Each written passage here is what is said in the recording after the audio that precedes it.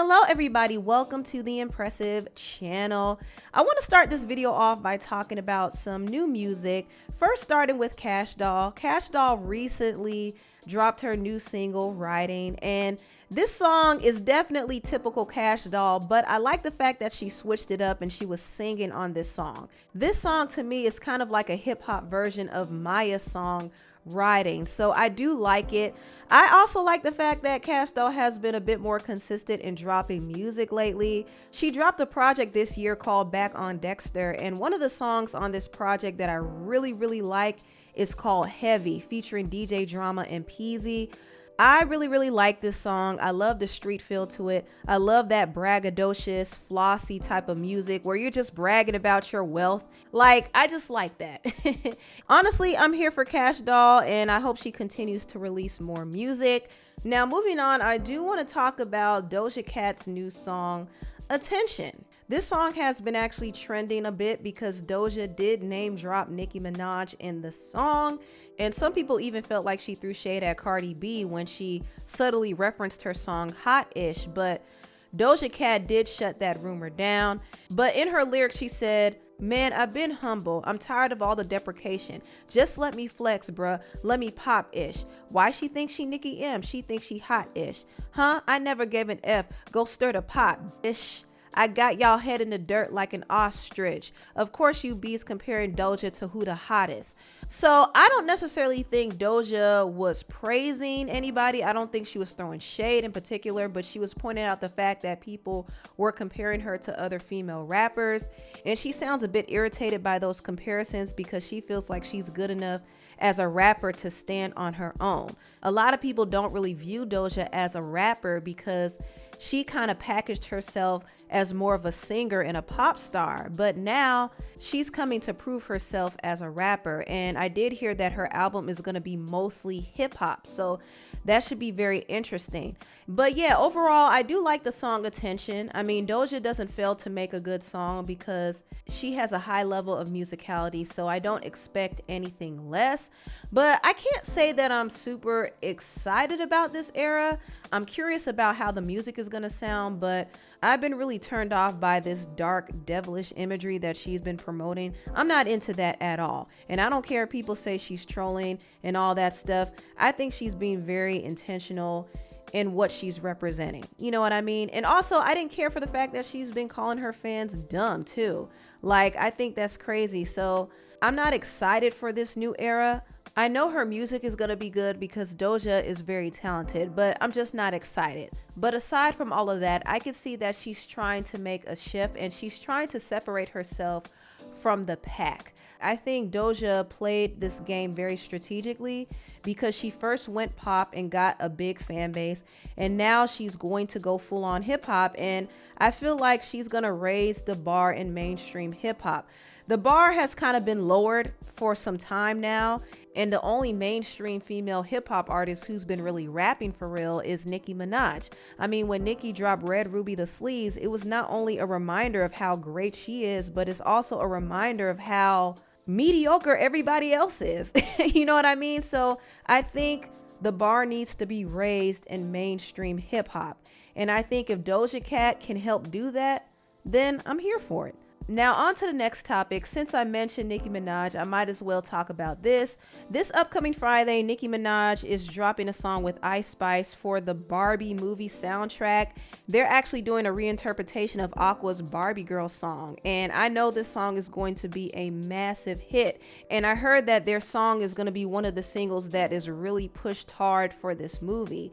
So it's going to be a cute, fun bop for the summer, and I know a lot of people are excited for it. And I do believe that their song Barbie World is definitely going to be the first #1 hip hop song that reaches the charts this year. Can you believe that this year so far there hasn't been a hip hop song that has reached #1? Well, Nicki Minaj and Ice Spice are probably going to change that once they drop their single Barbie World. Now, since we're on the topic of this song, there has been a bit of controversy surrounding it. Now, there's a writer by the name of Jason Martin who is claiming that he and Saweetie were actually the first ones who came up with the idea to convert the Barbie World song into a hip hop song. Now, I don't know if you remember, but Saweetie previewed her own interpretation of the song Barbie Girl and called it Icy Girl. And apparently she was trying to get this song on the soundtrack, but it was rejected. Jason Martin said, as a writer on this, I can confirm this song and idea was sent to her last year to submit for the Barbie movie. It's sad to see that the original artist has been pushed off of a song that was her idea and was meant for both of them. I have no side in this, but I will be compensated. Hashtag F you pay me, hashtag I owe myself. If or when I need to detail the whole way it went down in regards to this Barbie stuff, you will understand why all writers need to be compensated with day rates and contracts protecting their intellectual properties the day of. Hopefully this gets sorted out quietly, but please, no, I don't scare easy. So basically he's saying he and Saweetie's concept was stolen and he wants to be paid for his art and his time being wasted.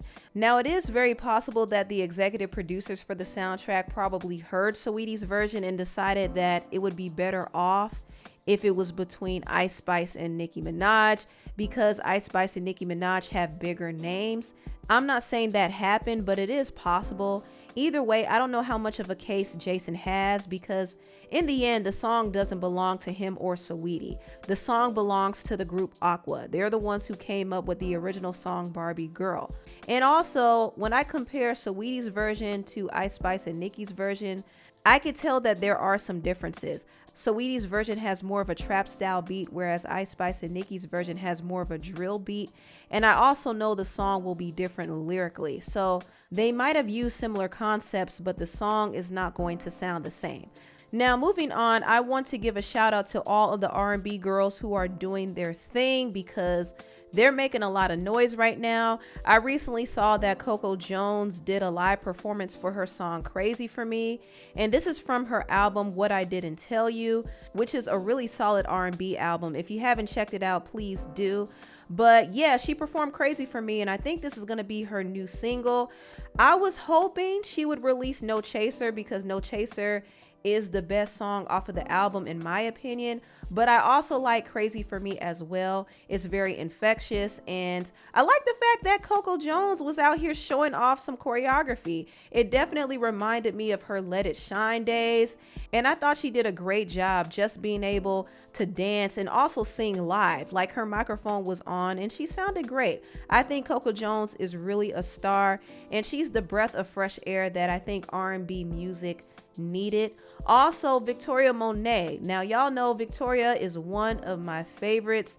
Victoria is one of those artists who doesn't miss for me, and she recently dropped her new song On My Mama, and let me tell you, I've literally played this song back to back to back. I think I played it like 10 times back to back when I first heard it. Like, I'm literally in love with this song. It's such a vibe. It's so smooth. It's so cool. I mean, I love it. On My Mama samples Charlie Boy's song I Look Good, and I used to love the song I Look Fly, I Look Good. So the fact that she sampled this song and made it a smooth R&B tune is just amazing. Like, I can envision it being played at cookouts. It could be played at HBCU games. In fact, I like the fact that a lot of HBCU sororities and fraternities are doing line dances to this song. I mean, this song is just perfect. It's great for the culture, and I feel like it's going to be Victoria's biggest hit yet. In fact, I'm speaking that into existence. On My Mama is going to be the breakout hit for Victoria. Now, moving on, I want to talk about Normani, because Normani came out of the shadows and she finally teased her upcoming single Candy Paint.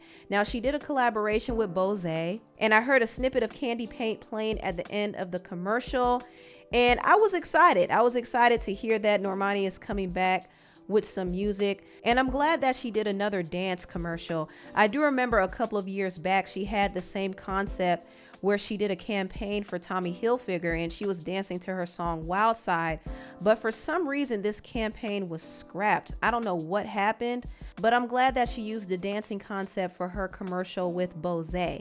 One thing Normani is going to do is dance her tail off, so I think she needs to continue dropping dance videos. Now, as far as Candy Paint is concerned, I think Candy Paint is going to be a smash. Unfortunately, it did leak on Twitter a while ago, and I did get a chance to hear a rough cut of it, and it sounds like a smash to me. I just hope that Normani is consistent this time around. I know that she's been going through a lot lately. In fact, she did reveal in her interview with Bose that both of her parents were battling cancer. She said that her mother just completed chemotherapy, and then her father then was diagnosed with cancer, and he had to go through chemo. So that's very, very stressful, and that could take a toll on anybody's mental health. And it actually explains why Normani has been absent. It's really a lot. So I do wish her the best, and I wish her family the best. I wish them complete healing and no more sickness. I can't wait until she drops her song Candy Paint. I just know that song is going to be a smash hit. I just know it. Also, I want to give a shout out to Justine, Skye, and Amaka. Justine and Amaka both dropped dance songs. Justine did a song with Austin Millz called On and On. And I like this song. It's a very upbeat, infectious song. Also, Amaka has a song called Cruisin, which I really like as well. If you don't know who Amaka is, she actually is Jess from the duo Van Jess. Van Jess unfortunately parted ways, so Jess is now doing her own thing, and she goes by the name of Amaka, and she has a song called Cruisin. So if you get a chance, listen to the song Cruisin, and also listen to Justine's song with Austin Millz, On and On. Perfect dance music, and I love to hear the R&B girls get into the dance music scene. Anyway, tell me what you all think about this video down below. Please like, comment, and subscribe, and share this video if you care. Thank you so much for watching, and I'll see you next time. Bye.